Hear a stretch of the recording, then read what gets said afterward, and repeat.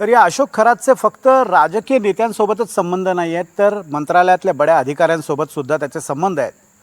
फक्त राजकीय संबंध नाही आहेत, अधिकाऱ्यांचे हे संबंध फक्त मैत्री किंवा भक्त आणि गुरु असे संबंध नाही आहेत, तर अनेकांसोबत त्याची पार्टनरशिपसुद्धा आहे. अशातलंच एक नाव म्हणजे उपजिल्हाधिकारी अभिजित भांडे पाटील. अशोक खरातसोबत या अभिजित भांडे पाटलांचे संबंध उघड झाल्यानंतर त्यांची तडकाफडकी बदली करण्यात आली आहे. हे अभिजित भांडे पाटील नेमके कोण आहेत, त्यांची बदली नेमकी कुठे झाली आहे आणि त्यांचे अशोक खरातशी काय संबंध आहेत, आपण पाहूयात एक स्पेशल रिपोर्ट.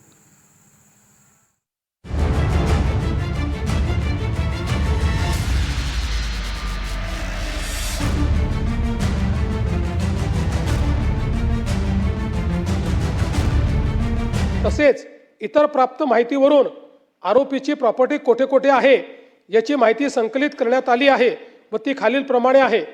मिरगाव तालुका सिन्नर जिल्हा नाशिक येथे 33 एकर जमीन स्वतःचे नावे. मिरगाव तालुका सिन्नर येथे फार्म हाऊस.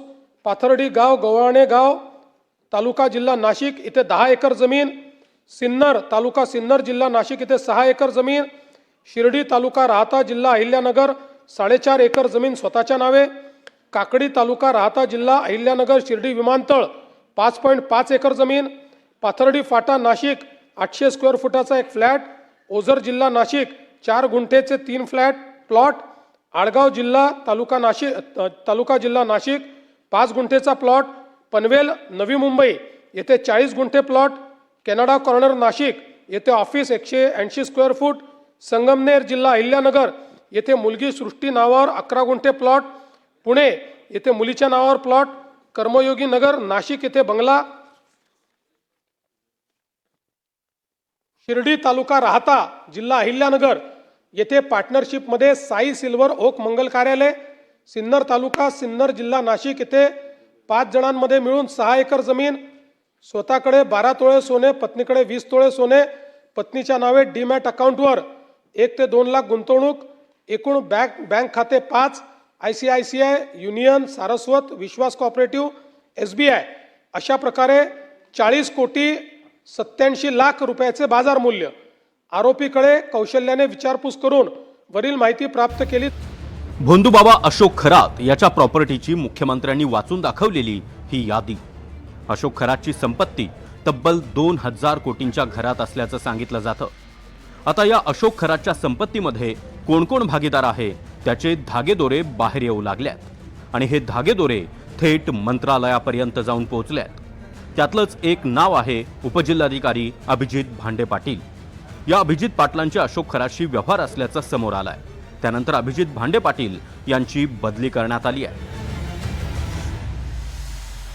अशोक खरातची मुलगी तृप्तबाला खरात हिच्या नावे केलेल्या एका जमीन व्यवहारात उपजिल्हाधिकारी अभिजित भांडे पाटील यांच्या पत्नी प्रीती भांडे पाटील या भागीदार होत्या. 2022 साली जमिनीचा हा व्यवहार झाला होता. त्यानंतर आता सरकारकडून उपजिल्हाधिकारी अभिजित भांडे पाटील यांची बदली करण्यात आली आहे. अभिजित भांडे पाटील गेल्या काही वर्षांपासून SRA मध्ये प्रतिनियुक्तीवर होते, पण आता त्यांची बदली महसूल आणि वन विभाग मंत्रालयात करण्यात आली आहे. भांडे पाटील यांच्या पत्नीची पार्टनरशिप अशोक खरातच्या मुलीबरोबर आहे ही बातमी आल्यानंतर भांडे पाटील यांच्यावर कारवाई व्हावी अशी मागणी होत होती. भांडे पाटलांच्या आणि खरात यांचे काय संबंध आहेत याचीही चौकशी होणं अपेक्षित होतं. कदाचित ती चौकशी इथून पुढे होईल सुद्धा. परंतु भांडे पाटलांवर खरातांशी संबंध एवढाच काही मुद्दा नव्हता, तर त्याच्या आधीही त्यांनी एका जमीन अधिग्रहण बाबीमध्ये 200 कोटी रुपयाचा घोटाळा केल्याचा आरोप होत होता.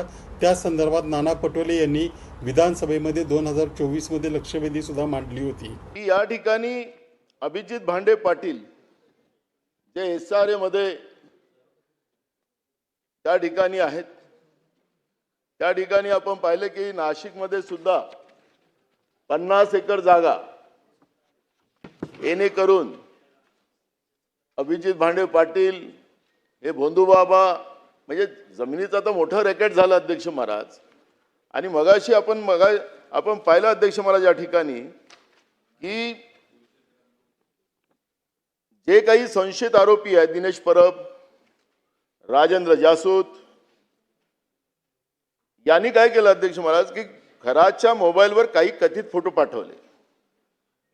या फोटोमुळे खरातला प्रकाराची व्याप्ती लक्षात आली. आता यांचं धागेदोरे तर मोठे काही इन्स्पेक्टरकडे जाणार नाही.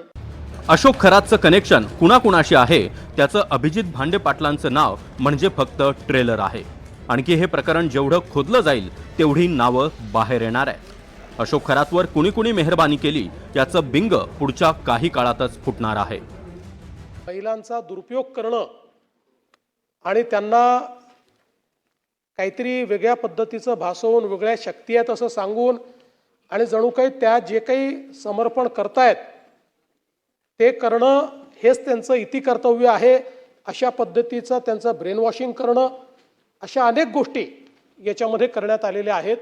त्यामुळे निश्चितपणे याचं गांभीर्य लक्षात घेऊन उद्या या संदर्भात मी जे काही तुम्ही ठरवाल पण याचं पूर्ण अगदी सखोल निवेदन मी करेन. ज्यांनी ज्यांनी अशोक खरातशी व्यवहार केले त्या सगळ्यांची पुढच्या काळात चौकशी होणार आहे. Bureau report, NDTV Marathi, Mumbai.